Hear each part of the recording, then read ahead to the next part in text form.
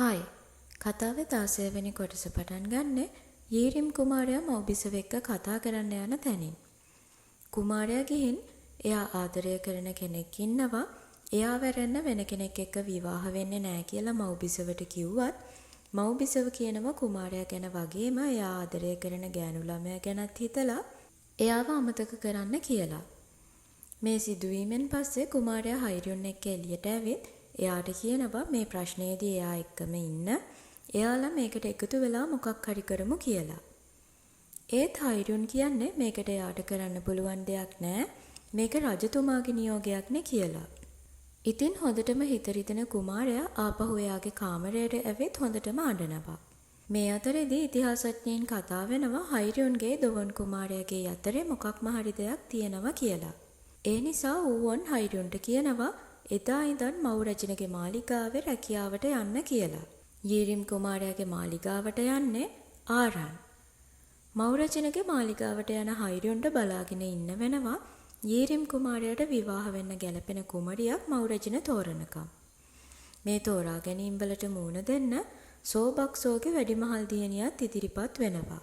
මේ අතරේදී ඉතිහාස කන්තෝරුවට එන සාහයි දැනගන්නවා යීරිම් කුමාරයාට විවාහ වෙන්න බිසවක් තෝරන වැඩසටහනට එයාගේ නමත් ඉදිරිපත් කරලා කියලා. ඉතින් තරහ ගන්න සාහයි දෙවන රාජ්‍ය අමාත්‍ය හමු වෙලා ඉල්ලනවා එයාව මේ යෝජිත නම් වලින් අයින් කරන්න කියලා. ඒත් ඒ ඉල්ලීම තදින්ම ප්‍රතික්ෂේප කරන දෙවන රාජ්‍ය අමාත්‍ය කියන්නේ දැනටම එයාගේ තීරණය අරන් ඉවරයි කියලා. වචනයෙන් නොකියුවත් සාහයිට ආදරය කරන ඔටුන්න හිමි කුමාරයා මේ ගැන දැනගත්තට පස්සේ ගොඩක් දුකෙන් ඉන්නේ. ඒ වගේම සාහයිත් ගෙදර ගිහින් කුමාරයා එයාට දීපු කොණ්ඩපටිය අතේ තියන් ගොඩක් හයියෙන් අඬනවා. ඊළඟ දවසේ සාහයි කුමාරයාට සමු දෙන්න අවසාන වතාවට ඉතිහාසඥයෙක් විදියට ආවත් ගොඩක් දුකෙන් ඉන්න කුමාරයා සාහයි එක්ක රණ්ඩු කරනවා සාහයි යීරිම් කුමාරයා එක්ක විවාහ වෙන්න හදනවා කියලා. කුමාරයා කතා කරන්නේ එයාගේ ඇස්වල කඳුළු හොඳටම පුරවගෙන. ඒ වගේම හයියෙන් අඬන සාහයි කුමාරයාට ඒ වෙලාවේ කියනවා බය වෙන්න එපා එයා යීරිම් කුමාරයා එක්ක විවාහ වෙන්නේ නැහැ කියලා. එහෙම කියලා කුමාරයාට සමු දීලා සාහයි එතනින් යන්න හැදුවත් කුමාරයා සාහයිව එයාගේ මාලිගාවේ නවත්ත ගන්නවා තව ටිකක් වෙලා ඉන්න කියලා. මෙහෙම වෙලාව ගිහින් ඊළඟ දවසේ උදේ තමයි සාහයි කුමාරයාගේ මාලිගාවෙන් ආපහු යන්නේ. මේක දකින පාලිකාවන් දෙදෙනෙක් මේ ගැන මුළු මාලිගාවෙම ප්‍රසිද්ධ කරනවා සාහයි කුමාරයාත් එක්ක රැගත කරා කියලා. මේක දැනගන්න ඔටුන්න හිමි කුමරිය සාහයිව එක්කගෙන එන්න කියලා පාලිකාවන් දෙදෙනෙක් යවනවා ඉතිහාස කන්තෝරුවට. සාහයිට ප්‍රශ්නයක් වෙයි කියලා ඌවන් එයාව ඒ වෙලාවේ නවත්තන්න හැදුවත් සාහයි කුමරියගේ මාලිගාවට යනවා. එයාට කුමරිය මොන වගේ දඬුවමක් දේවිද දන්නේ නැති නිසා හයිරිනුත් ඉතිහාස පොත අරගෙන සාහයි පස්සෙන් දුවනවා. මෙහෙම ගියාම සාහයිට කෑ ගහන කුමරිය අහනවා එයා කුමාරයා එක්ක මොකක්ද ඊයේ රෑ කරේ කියලා. තව කුමරිය ඒ වෙලාවේ කියනවා පහුණු අවුරුදු 10ටම කුමාරයා එයාත් එක්ක එක දවසක්වත් රැය ගත කරලා නැහැ කියලා. කොහොම වුණත් කුමරියගේ චෝදනා හැම එකක්ම ප්‍රතික්ෂේප කරන සාහයි කියන්නේ එයා කලින් දවසේ රෑ කුමාරයා එක්ක කතා කරලා එයාගේ හිතේ කුමාරයා ගැන තියෙන දේවල් කුමාරයාට කිව්වා විතරයි කියලා. ඒ වගේම කුමාරයාට එයාගේ හිතේ තිබුණු දේවල් කියපු එක ගැන එයා පොඩ්ඩක්වත් දුක් වෙන්නවත් පසුතැවිලි වෙන්නවත් නැහැ කියලා ඒ වෙලාවේ සාහයි කුමරියට කියනවා. පස්සේ වෙලාවක සෝබක්සෝව හමු වෙන මව් රජින එයාට කියනවා තවත් මේ විවාහ කටයුතු වලට මහන්සි වෙන්න ඕන නෑ කියලා.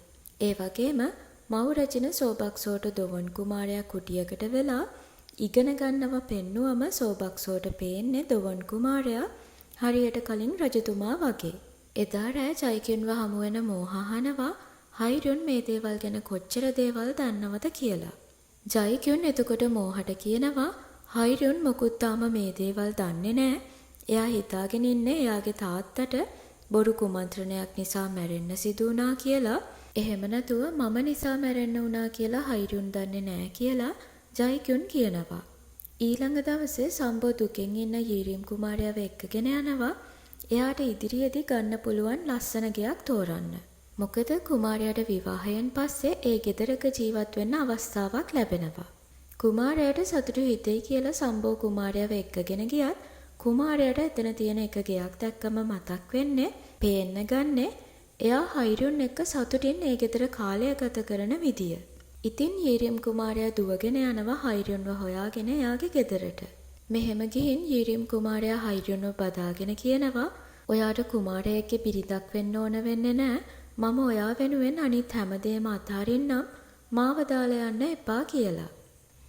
ඒත් හයිරුන් ඒ වෙලාවේ කියනවා මේක නවල් එකක් වගේ නෙමෙයි. අපිට ඇත්ත ලෝකේ ජීවත් වෙන්න වෙනවා. මම මගේ හිත වෙනස් කරගත්තා කියලා. එහෙම කියලා හයිරුන් ගේ ඇතුළට ගිහින් හොඳටම අඬනවා වගේම තනියම එළියට වෙලා ඉන්න යීරිම් කුමාරයාටත් ගොඩක් දුක හිතෙනවා. එතනින් කතාවේ 16 වෙනි කොටස අවසන් වෙනවා. කතාවේ 17 වෙනි කොටස පටන් ගන්නේ යීරිම් කුමාරයා වෙන කෙනෙක් එක්ක විවාහ වෙන්න යන නිසා දුකින් ඉන්න හයිරුන්ව සතුටු කරන්න හිතාගෙන ආරණුයි ඉව්නියුමුයි යනවා හයිරුන්ගේ ගෙදරට. ඒ අතරදී ඔටුන්න හිමි කුමරිය ඌවන්ගේ ගෙදර ගිහින් ඌවන්ට කියනවා සාහයිට කරදරයක් කරන්න දෙවන රාජ්‍ය අමාත්‍යට ඉඩ දෙන්න එපා කියලා. ඒ වගේම එයා මේ ගෙවන ජීවිතය ගැන කුමාරයා එක්කවත් වෙන කාත් එක්කවත් තරහක් නැහැ. අපේ තාත්තා තමයි මේ හැමදේටම වග කියන්න ඕන කියලා කුමරිය ඒ වෙලාවේ ඌවන්ට කියනවා. ඊළඟ දවසේ රාජ සභාවේදී රජතුමාට පැමිණිලි ඉදිරිපත් කරන වෙලාව ආවම ඉදිරිපත් කරන ඔක්කොම පැමිණිලි සාහයට විරුද්ධව ලියපු ඒවා.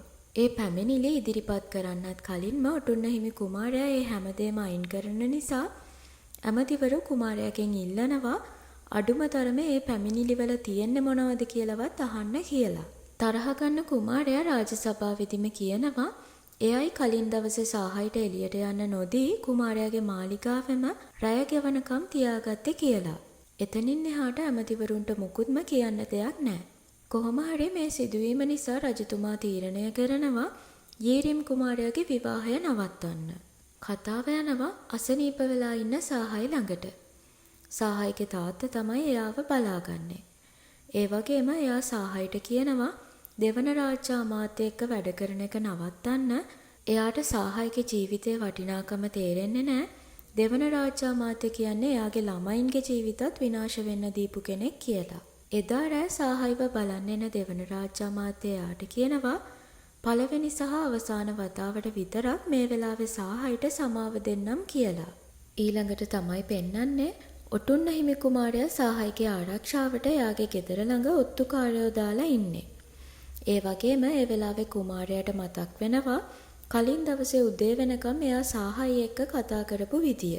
කොහොම හරි ඊළඟ දවසේ යීරිම් කුමාරයාගේ අවුරුදු 20 උපන්දිනය දවස. සම්බෝ එයාගේ සේවිකාව දෙන්නත් එක්ක එකතු වෙලා කුමාරයාට මල් ඔටුන්නක් හදලා කුමාරයාගේ උපන්දිනයට සුබ පතනවා. ඊළඟට කුමාරයා මව්බිසව ළඟට ගියාම මව්බිසව කුමාරයාට සුබ පතලා එයාව එක්කගෙන යනවා සිහසුනෙන් පහ කරපු රජතුමාගේ සොහන ළඟට. මෙහෙම ගියාම මව්රජින කියනවා යීරිම් කුමාරයාට මියදිලා ඉන්න රජතුමාට ආචාර කරන්න කියලා. මේ ගමනට ගොඩක් සේවකයෝ ආරක්ෂකයෝ වගේම හයිරුනුත් එකතු වෙනවා. මේ ගමන ගැන රජතුමා එයාගේ පාලකවරයාට කිව්වම රජතුමා කියනවා මව්රජින මේ ගියපු ගමන ගැන දෙවන රාජ්‍ය අමාත්‍යට දැනගන්න දෙන්න එපා කියලා. ඒත් වෙනත් පාලකවරයෙක් ඇවිත් මේ ගැන දෙවන රාජ්‍ය අමාත්‍යට කියනවා. මේ අතරදී සිහිසුනෙන් පහ කරපු රජතුමාට ආචාර කරලා මව්රජින යීරිම් කුමාරයාත් එක්ක වෙනත් මාලිගාවකට යනවා එදා දවස ගත කරන්න. කොහොම හරි යීරිම් කුමාරයා මව්රජින එක්ක තේපොන ගමන් කතා කරන වෙලාවේ මව්රජින හයිරුන්ටත් කතා කරනවා එයාලත් එක්ක තේ බීලා යීරිම් කුමාරයාගේ උපන්දිනයට සුබ පතන්න කියලා. එදා රෑ ජයිකියුන් මෝහත් එක්ක එනවා මව්රජිනව හමු වෙන්න. මව්රජින ජයිකියුන් එක්ක ගොඩක් තරහින් ඉන්නේ එයා නිසා රජතුමාට වගේම වෙදදුරුවරයා වගේ ගොඩක් වටින පිරිසකට මැරෙන්න සිදු වුණා කියලා. ඒත් මෝහ මව්රජිනට කියනවා ඒ වෙලාවේ ජයිකියුන් මව්රජිනට උදව් කරන්න කැමැත්තෙන් ඉන්න නිසා එයාට ඒකට ඉඩ දෙන්න කියලා. ඉතින් මව්රජිනත් ඒ අදහසට අවසානයේදී කැමති වෙනවා. ඊළඟට පෙන්වන්නේ නිදාගෙන ඉන්න යීරිම් කුමාරයාට හීනෙන් පේනවා කලින් රජතුමා එයාගේ දිහා බලලා hina වෙලා යීරිම් කියලා කතා කරලා මාලිගාවේ තියෙන එක කුටියක් ඇතුළට යනවා. මේ හීනය දැකලා නිින්දෙන් ඇහැරෙන කුමාරයා එළියට ගියාම එයාට එළියේදී හයිරුන්ව හමු වෙනවා. ඒ දෙන්න කතා කරනවා සිහසුනෙන් පහ කරපු රජතුමා මොන වගේ කෙනෙක් වෙන්න ඇතිද? එයා කරපු අපරාධය මොකක් වෙන්න පුළුවන්ද කියලා. මෙහෙම ටික වෙලාවක් කතා කරලා කුමාරයා එතනින් ගියාම හයිරුනුත් යන්න හදදී දකිනවා එයා ඉන්න කොටසෙන් එහා පැත්තේ ජයික්‍යුනුත් ඉන්නවා. ඉතින් හයිරුන් ගිහින් ජයික්‍යුන් එක්ක කතා කරන්න හැදුවත් එතනට මෝහා ආවට පස්සේ ජයික්‍යුන් එතනින් යන දිහා බලලා හයිරුන් පුදුම වෙනවා. ඊළඟට පෙන්නන්නේ කුමාරයයි මව්බිසවයි ආපහු මාලිගාවට එන්න හදද්දී මැරයෝ පිරිසක් කැලෑවේ හැංගිලා ඉඳන් යීරිම් කුමාරයා යන පෙරහැරට ඊතල වලින් විදිනවා. බය වෙලා ඉන්න හයිරුන්ව කුමාරයා තදින් බදා ගන්නවා ඊතල පාරවල් හයිරුන්ට වැදෙන්න නොදී. ඒත් මෙහෙම ඉන්න කුමාරයාට ඊතලයක් වැදුනට පස්සේ කුමාරයාට සිහි නැති වෙලා වැටෙන වෙලාවේ අර මැරයෝ ටික දුනු ඊතල අතෑරලා එතනින් පැනලා දුවනවා. මේ ප්‍රහාරය ගැන දැනගන්න ඔටුන්න හිමි කුමාරයා හොඳටම කලබල වෙලා දොවන් කුමාරයව එක්කගෙන යන්න මාලිගාවෙන් පිටත් වෙනවා. ඒ වගේම රජතුමා දෙවන රාජ්‍ය අමාත්‍යට එන්න කියලා එයාගෙන් අහනවා රජපෞල කෙනෙක්ට පහර දෙන්න තරම් ඔයා කවුරු කියලාද හිතන් ඉන්නේ කියලා. ඒත් ඒ වෙලාවේ දෙවන රාජ්‍ය අමාත්‍ය රජතුමාට ආපහු කෑ ගහනවා දොවන් කියන්නේ සිහසුනෙන් පහ කරපු රජතුමාගේ පළවෙනි පුතා කියලා. එයාට හැංගුවේ මොකද කියලා. යීරිම් කුමාරයාගේ තුවාල වලට ප්‍රතිකාර කරනකම් එළියට වෙලා ඒකට උදව් කරන හයිරුන් දකිනවා කුමාරයාට විදපු ඊතලයේ හිස තියුණු එකක් නෙමෙයි කියලා. ඉතින් එයා ඒ ප්‍රහාරය සිදු වුණු තැනට ගිහින් හොයද්දී යාට හමු වෙනවා මෙහෙම ඊතල විදින්න යොදා ගනිපු දුන්නකුත්. ඒත් මේ දුන්නේ ඊතල තියලා අදින්න හදපු ලණුවත් හොඳින් ගැට ගහලා නැහැ. එහෙම කරලා තියෙන්නේ විදින ඊතලවල වේගය අඩු කරන්න. ආපහු මාලිගාවට එන හයිරුන් දොවන් කුමාරයයි ඔටුන්න හිමි කුමාරයයි ඉන්න තැනට ඇවිත් මේ ගැන කිව්වම ඔටුන්න හිමි කුමාරයාට තේරෙනවා මේ ප්‍රහාරය කුමාරයාව මරන්න කරපු එකක් නෙමෙයි කියලා. ඔටුන්න හිමි කුමාරයා මේක කාගේ වැඩක් වෙන්න පුළුවන්ද කියලා කල්පනා කරද්දී දොවන් කුමාරයා කියනවා මේ ප්‍රහාරයට හේතුව එයා සිහසුනෙන් පහ කරපු රජතුමාගේ සොහන ළඟට ගියපු එක කියලා. මේ අතරේදී දෙවන රාජ්‍ය අමාත්‍යගේ පිරිසත් පුදුම වෙනවා කවුද මේ ප්‍රහාරය ඉදිරියට කරේ කියලා. ඒ අය හිතන්නේ රජතුමා දෙවන් කුමාරයාට වැඩිය කැමති නැති නිසා මේක අවස්ථාවක් කරගෙන රජතුමාද දන්නේ නැහැ මේ ප්‍රහාරය සිදු කරේ කියලා. හැබැයි දෙවන රාජ්‍ය අමාත්‍ය කියනවා මේක රජතුමාගේ වැඩක් නෙමෙයි කියලා. මේ අතරදී මව් රජින හමු වෙන ඔටුන්න හිමි කුමාරයා රජිනගෙන් ඉල්ලනවා හැම අවුරුද්දෙම එකම දවසක මෙහෙම කලින් රජතුමාගේ සොහන ළඟට එන්න එපා කියලා. ඒ වගේම කුමාරයා කියනවා එයාගේ තාත්තා කලින් රජතුමාට මරණ දඬුවම නියම කරේ කලින් රජතුමා කරපු රාජද්‍රෝහී ක්‍රියාවක් නිසානේ කියලා. මේක අහලා තරහ ගන්න මව් රජින කුමාරයාට කියනවා තමන් දන්න දේවල් ටිකෙන් හැමදේම දන්නවා කියලා හිතන්න එපා කියලා. මේ අතරේදී කලින් සිදුවීම් ගැන හයිරුන් එක්ක කතා කරන යීරිම් කුමාරයාට මතක් වෙනවා එයා කලින් දවසේ දැකපු හීනයේදී සිහසුනෙන් පහ කරපු රජතුමා එයාට ආදරයෙන් කතා කරපු විදිය. ඒත් එක්කම එයා හයිරුන් එක්ක දුවලා යනවා ඒ හීනයේදී රජතුමා ඇතුළු වුණු මාලිගාවේ තිබුණු කුටිය ළඟට.